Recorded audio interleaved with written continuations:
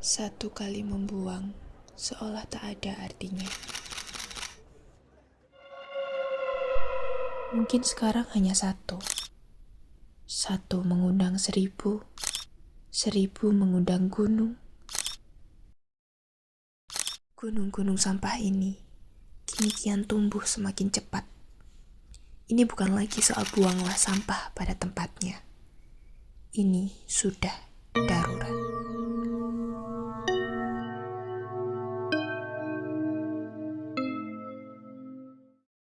Tapi, bagaimana mungkin satu sampah bisa berubah menjadi gunung? Bagaimana bisa krisis ini tumbuh begitu cepat seakan tak terbendung? Raja dari semua sampah ini adalah plastik sekali pakai. Fleksibel, kuat, murah dan abadi. Inilah jantung masalahnya.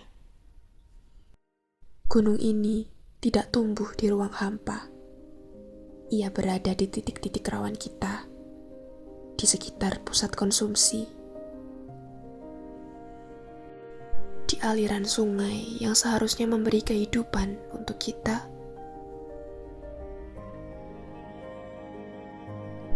Dan di fasilitas penampungan yang sudah lama menjerit kelebihan beban. Akar dari semua ini adalah sebuah sistem yang buntu, sebuah pola yang kita sebut konsumsi linier. Ambil sumber daya, buat produk, pakai sebentar, lalu buang. Siklus itu berputar semakin cepat, sementara di ujungnya, sistem kita yang tersedak. Kita sibuk mempersoalkan sistem, teori, dan data. Tapi kita lupa bahwa ada manusia yang setiap hari berdiri di kaki gunung itu, menghadapi konsekuensi nyata dari setiap pilihan yang kita buat.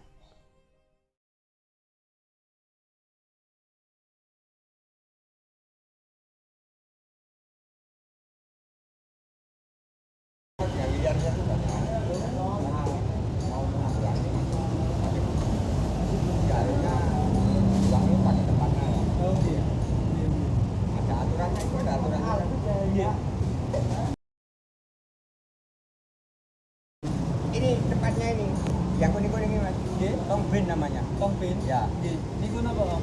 Kurang. Ya, Oh. banyak yang rusak. Banyak yang rusak. Ya. Lantas apakah sebanding?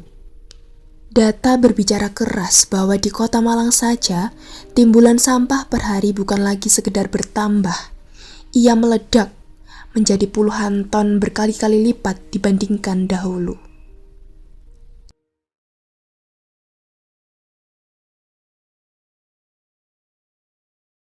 Jujur sangat mempengaruhi mas. Ya, karena apa? Karena dapat mengganggu aktivitas sehari-hari. Contohnya itu kan bau kan, baunya itu sangat menyengat. Terus juga kalau sampahnya dibuang sembarangan itu dapat menyebabkan banjir juga. Bullying sih mas, bullying sama sekali.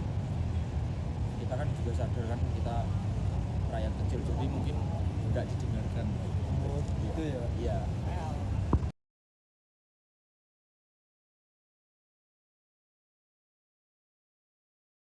Saya mengganggu sih, Mas. Apalagi di sini tempatnya kan banyak tempat-tempat lagi, tempat-tempat nongkrong gitu. Bau itu udah terus banyak lalatnya juga. Iya, lalatnya juga banyak.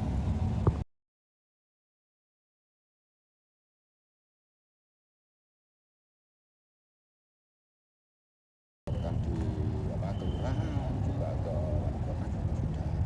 sudah semua sudah dilaporkan. Cuma tempatnya TPS ini yang penggantinya yang nggak ada karena susah. Kalau wilayah kota ini susah untuk mencarinya mas. Ya nanti ada namanya di dekat makam sana, itu nanti mungkin di pelebar atau makam atau bagaimana mungkin. Inilah pusaran kebingungan kolektif. Sebuah permainan pingpong tanggung jawab yang tak kunjung usai. Masyarakat menunjuk dinas yang dianggap lamban. Dinas menunjuk keterbatasan anggaran dan partisipasi warga yang rendah. Warga menunjuk industri yang membanjiri hidup mereka dengan kemasan sekali pakai. Dan industri menunjuk permintaan pasar dan kurangnya insentif. Dan kita semua berputar-putar di dalamnya. Kapan lingkaran ini akan berhenti? Yang pertama ada masyarakat juga, masyarakat lokal yang di sekitar sini harus sadar juga, introspeksi diri juga. Terus kedua ya pemerintah yang mengelola di daerah sini Itu ya. Untuk masyarakat dari buang sampah pada tempatnya, hasil pembuangan TPA juga. Ya kesadarannya aja sih. Langsung ya. Kita harus mengadakan penjagaan, terutama itu pihak dari dinas kota sama dinas yang mengangkut wilayah sini. Nah, di situ nanti akan dibangun seumpamanya itu seperti gudang, mungkin itu wadah. Kalau ada penjagaan, mungkin kan ada yang pemerintah merapikan. Ya, kalau tidak ada penjagaan, ya mungkin pemulung-pemulung dari luar itu bisa mencari di situ. Dari di situ Ya, juga biasanya berserakan gitu. berserakan. Nah, berserakan ini mungkin tidak kena tanggung jawab, cuma diambil yang barang-barang yang bermanfaat saja. Yang lainnya nanti berhamburan. Gitu.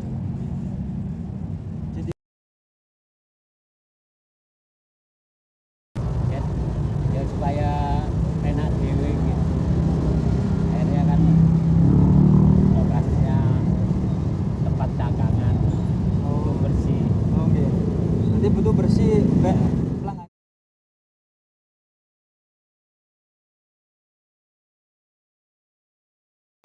Lebih baik lagi kan sudah jabatan Iya. Sama warga sekitar. Jadi warga sekitarnya nggak ada turuan, jadi yang buang ya juga nggak ada. Sama-sama. Sudah Pak, terima kasih Pak. Iya. Inilah kompleksitas yang sesungguhnya. Bukan tentang siapa yang salah, tapi tentang sebuah sistem yang terfragmentasi, di mana kebijakan, ekonomi, gaya hidup, dan infrastruktur berjalan tidak dengan selaras. Dinas memang bisa membangun tempat pengolahan, tetapi jika gaya hidup konsumtif kita tidak berubah, itu sama saja seperti menimba air dengan ember bocor. Lantas, adakah jalan keluar dari lingkaran ini? Ada. Dan jalan-jalan itu bukan dimulai dari ruang rapat yang besar, tapi bisa dimulai dari pilihan-pilihan kecil kita setiap harinya.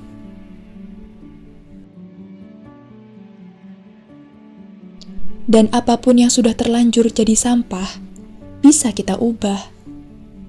Bukan hanya jadi barang baru, tapi juga bisa jadi karya seni, pelajaran, jadi kebersamaan, dan banyak hal. Dan ketika kita melakukannya bersama-sama, dampaknya akan berlipat. Aksi bersih-bersih kita bukan cuma sekedar memberikan kebersihan dalam lingkungan kita, tapi juga menjalin rasa peduli dan kebersamaan.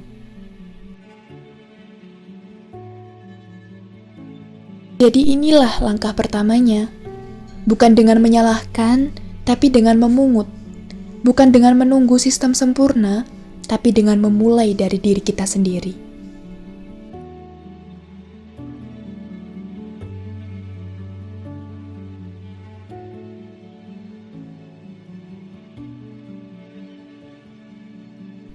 Darurat sampah adalah masalah kita bersama, dan solusinya juga dimulai dari kita bersama.